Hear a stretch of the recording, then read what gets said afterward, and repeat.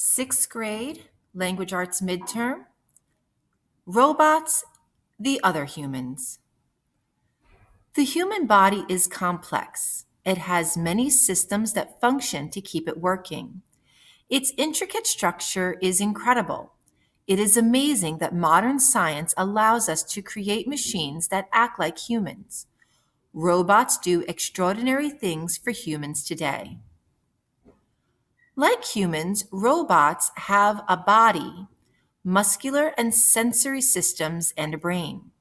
A robot's inner computer can tell it to move and react just as the human brain tells the human body to do. The human brain is the command center for the body.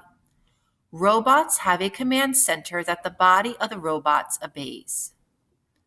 Robots go where humans do not want to go. Police forces send them into dangerous situations. Robots find suspects or victims and report them to the police. They bring back data for the police to use for arrests and rescues. Some robots can keep bombs from going off. Robots keep us safe. The National Aeronautics and Space Administration, NASA, sends robots into terrain that the human body cannot tolerate. Robots in outer space do not freeze or overheat. They collect important data for astronauts. Robots discover and explore outer space for us. Eventually, robots may even perform surgery. How would you feel about having a robot for a surgeon? Some robots talk, walk, vacuum carpet, mow lawns, and cook. They appear in movies. Whatever they do, these moving computers never stop amazing and helping humankind. Question 1. What does the information in the first paragraph of the text tell the reader about the author's purpose? The author wants to show that robots are better than humans. The author wants to show that humans are complex and robots are limited. The author wants to show that science will allow us to build complex robots in the future. The author wants to show that robots are like humans and can be used to help us.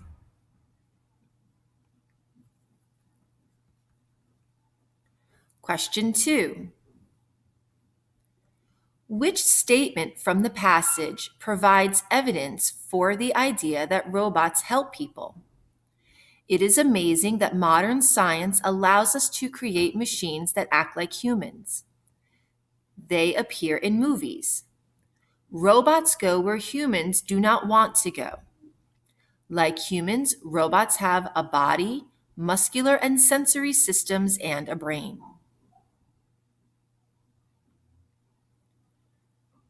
Question 3. Which topic does the main idea of this passage relate? Robots in the future, robots in everyday life, robots as space explorers, robots as police officers.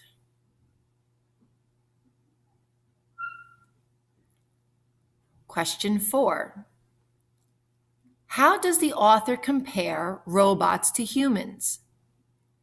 She explains how robots and humans have a brain, then shows how robots perform human tasks. She shows how robots do human work, and then explains how robots will make surgery more precise. She shows how much more useful and reliable robots are than humans. She shows how delicate the human body is, and then explains how much tougher robots are.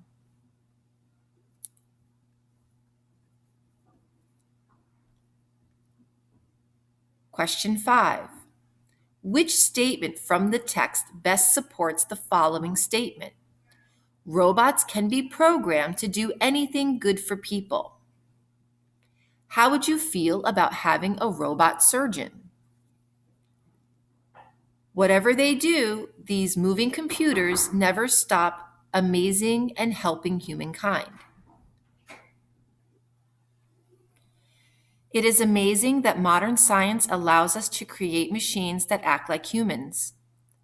Like humans, robots have a body, muscular and sensory systems, and a brain.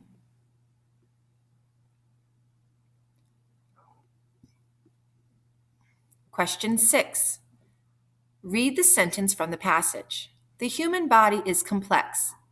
It has many systems that function to keep it working. Its intricate structure is incredible. As it is used in the passage, the word intricate means complicated, confused, interested, or webbed.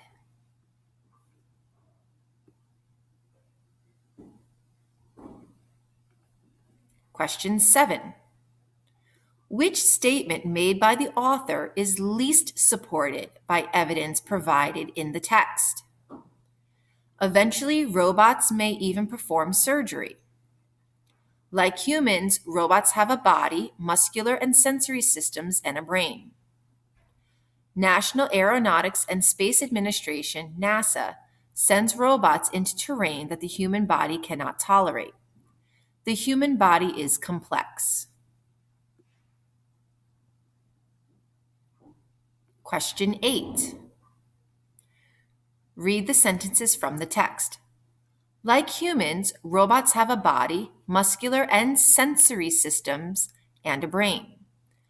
A robot's inner computer can tell it to move and react just as the human brain tells the human body to do. As it is used in the text, the word sensory means feeling or reacting, reasonable, vivid, nervous or anxious.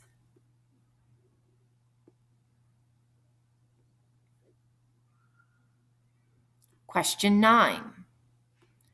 The author of the text thinks that robots fulfill a need for police forces. Explain how the text supports the idea that robots fulfill this need.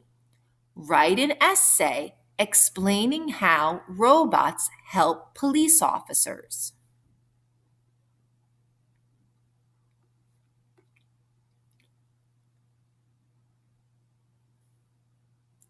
Task. Your school's technology club is building a new website. The club's sponsor is also your English teacher, and he has encouraged everyone to research a topic related to technology for an upcoming project. Since you saw a movie about robots recently, you want to know more about what real robots can do. During your research, you have found 3 articles about robots. After you have reviewed these sources, you will answer some questions about them. Briefly scan the sources and the questions that follow. Then, go back and read the sources carefully so you will have the information you will need to answer the questions and complete your research. Source number 1. The following is an article about several robots and the jobs they perform. Meet the Robots by Lucas Langley. If you think of robots as a thing of the future, think again. Robots do many jobs today. They work in mines and on farms. They help doctors and save lives, and even explore volcanoes. Here are some robots that are hard at work. Gemini Scout. Gemini Scout is a remote-controlled robot that does search and rescue work in mines under the ground.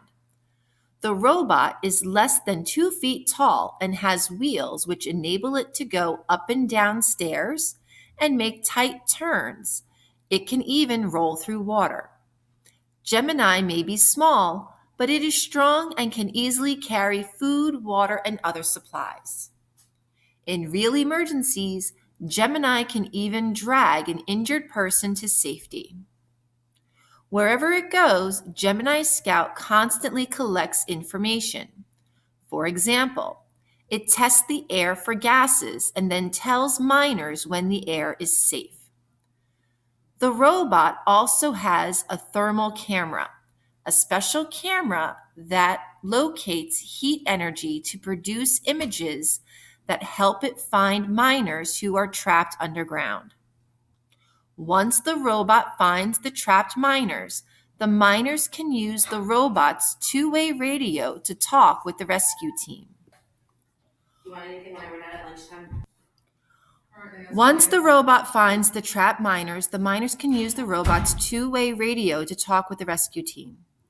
This robot was built to be easy to use because its remote control operates like a remote control used for many video games.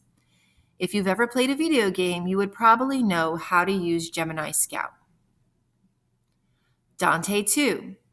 Although Dante 2 isn't saving lives directly like Gemini Scout, its job is just as interesting and important.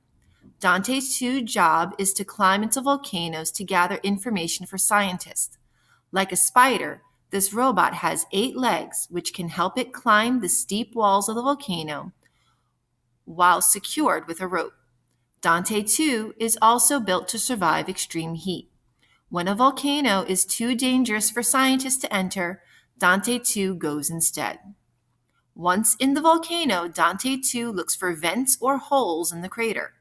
Then the robot collects information about the gases that come out of the vents.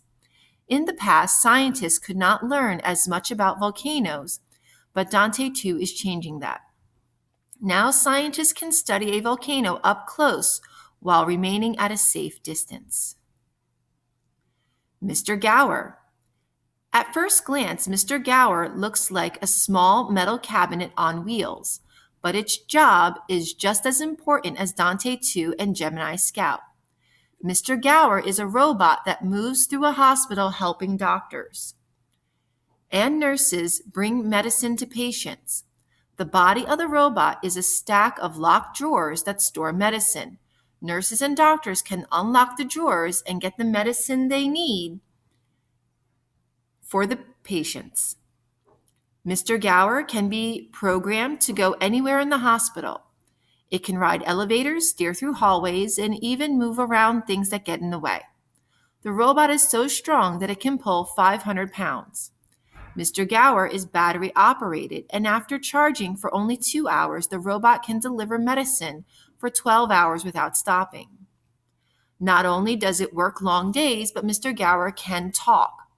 It has been programmed to say hundreds of phrases like calling elevator or your delivery is here. Mr. Gower reduces the amount of time doctors, pharmacists, and nurses spend walking around the hospital, allowing them to use their time to focus on important tasks. Agrobots. Agrobots may not save lives, but many farmers find them useful. An agrobot is a robot that picks fruit. It might pick berries, oranges, grapes, or apples. Agrobots are not yet widely used, but farmers are very interested in what these robots can do. Because picking a strawberry is different than picking an apple, agrobots come in all shapes and sizes. Some have giant arms that tower behind trucks, while others are able to move around on their own. In Japan, there is a strawberry picking robot that can sense the color of the berries. This helps the robot know when each berry is ripe. At the Massachusetts Institute of Technology, MIT, scientists are working to grow cherry tomatoes with no human help at all. They have created a greenhouse full of plants that are cared for by small agrobots. The agrobots are like robot farmers. Every plant has sensors that tells the robots what the plant needs. If a plant is too dry, a robot will water it. When a robot senses that a tomato is ripe, it uses a mechanical arm to pick the tomato. Agrobots may seem unusual now, but one day they may be common on farms. No matter how large or small a robot's job, one thing is for certain, robots are here to stay. Because robots are dependable and tireless, they are valuable tools, and as technology advances, they will be capable of doing interesting, complex jobs. Source 2. The following is an article about robots at play. Robots that Play Well with Others by Lisa Langston. About 50 years ago, the author Isaac Asimov wrote a story called I, Robot. The story is set in the future when robots take care of children. The main character loves her robot baby sister, Robbie. Unlike the child's parents, Robbie always has time to play. Robbie and the child have adventures together. Robbie is an endless source of fun. When the story was written, it was only a fantasy. Now it is close to coming true because today robots can do all kinds of work. They assemble electronic gadgets, guide trains on tracks, and sort trash. Today's robots can play as well as work. Robots sing, dance, and even play music. A Japanese robot can even play the piano with its two mechanical hands. Many playful robots are made to copy animals too. Some robots play the way animals play with other robots play with animals. For examples, movie makers have designed huge robotic apes and dinosaurs to be in movies. But these kinds of robots aren't made only for movies. Robot animals can live with you. You can buy a robot pet, such as a dog, a seal, or even a dinosaur. These robot pets have a lot in common with real pets. They want your attention, and you can teach them tricks. There is even a new version of a robot pet that has fake fur so you can pet your robot just like you pet your dog or cat. There is one difference though. You don't need to take them outside or feed them. Other robots help people play with live animals. One company, iPet Companion, has made a robot that lets people play with kittens, but from a distance. When you log on to the internet, you can control the robotic pet from far away. The robot is put in a room full of kittens, and it drags a piece of string for the kittens to chase. When it's your turn, you can control the robot to pull the string this way or that way, while the kittens jump after the string as you push the controls. Some robots even play all by themselves. College students in Oregon have created robots that can play hockey or shuffleboard on their own. All year, the students work hard to design the robots. Then the robots play the game without anyone controlling them. They grab the puck, turn, twist, and compete to score. And as part of the final test, the robots must push the puck to the goal without being told what to do. Even though there are no robots quite like Robbie, today's robots can still offer hours of fun. Who knows? Many robots in the future will make Asimov's fantasy into a reality. Source 3. Here is an article on self-driving cars from the National Public Radio's website, npr.com, published February 17, 2012. When the Car is the Driver by Steve Henn. This week, the state of Nevada finalized new rules that will make it possible for robotic self-driving cars to receive their own special driving permits. It's not quite driver's licenses for robots, but it's close. The other day, I went for a spin in a robotic car.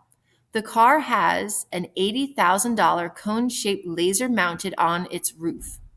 There are radars on the front, back, and sides. Detailed maps help it navigate. Do people notice it's a self-driving car and gawk? We get a lot of thumbs up, says Anthony Lewandowski, one of the leaders of Google's self-driving car project. People drive by and then they wave. I wish they would keep their eyes on the road. Lewandowski is a passenger seat with a laptop showing him what the car can see. Chris Urmson is behind the wheel, but his hands are in his lap and the steering wheel is gently turning back and forth, tracing the contours of California's busy Highway 85. And it can adjust the speed. If there is a particularly tight corner, it will slow down for that, Ehrman says. It adjusts speed to stay out of blind spots of other vehicles. It tries to match speed with traffic. Urmson has been working on this technology for close to a decade. His first car managed to travel just 11 miles on a dusty road. Google's vehicle is a giant leap forward. When we got this on the freeway and it was doing 70 miles an hour and just smoothly driving along the road, you could taste it. The technology, Urmson says. You could really feel the impact and how it's going to change people's lives. It was just amazing. While he was talking, a motorcycle cut us off. The car saw the move coming, and we hardly even noticed. Google's fleet of robotic cars has driven more than 200,000 miles over highways and city streets in California and Nevada. Google did this testing in kind of a legal limbo. These cars aren't forbidden, but there was no permission granted for any of that to happen by anybody, says Steve Jurvetson, a venture capitalist and robotic car enthusiast. It's essential that there be a place to do tests, he says.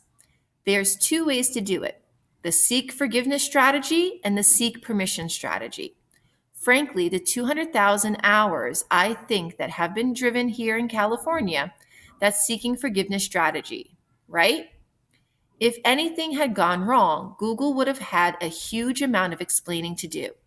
So last year, the company hired a lobbyist in Nevada. The state of Nevada is close to California. It's a lot easier to pass laws there than in California, Lewandowski says. He says Google convinced the state legislature to pass a law making robotic cars explicitly legal. But the legislature went further than just creating a place to test these cars. It ordered the Department of Motor Vehicles to create basically a driver's license for these robot cars. I thought it was great, says Bruce Breslow, director of the Nevada DMV. My grandfather took me to the 1964 World's Fair in New York City many times. If they were promising me the car of the future as an 8-year-old, and I thought to myself, this finally could be it. Starting March 1st, companies will be able to apply to test self-driving cars on Nevada roads. The test vehicles will be Nevada's first red license plate since the 1940s, Breslow says. Think of it like a learner's permit.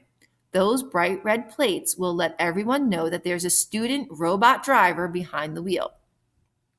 And eventually, when these vehicles are sold, it will be the first ever neon green license plate that the state of Nevada will ever issue.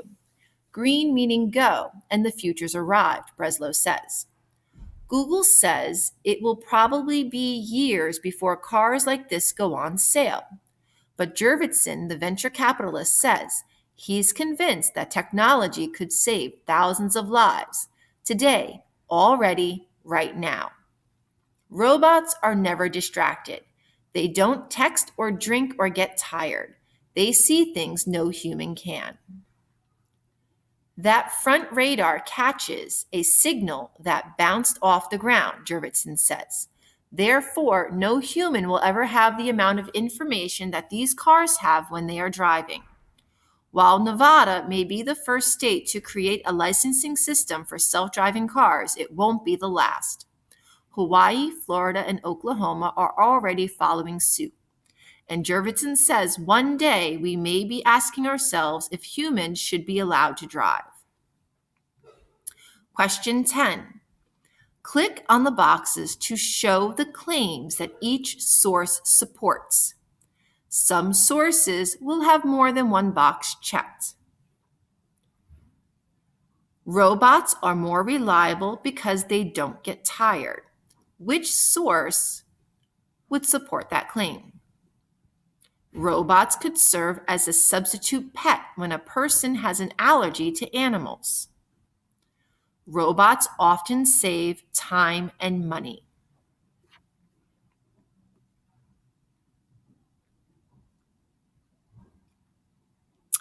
Question 11, scroll to the bottom.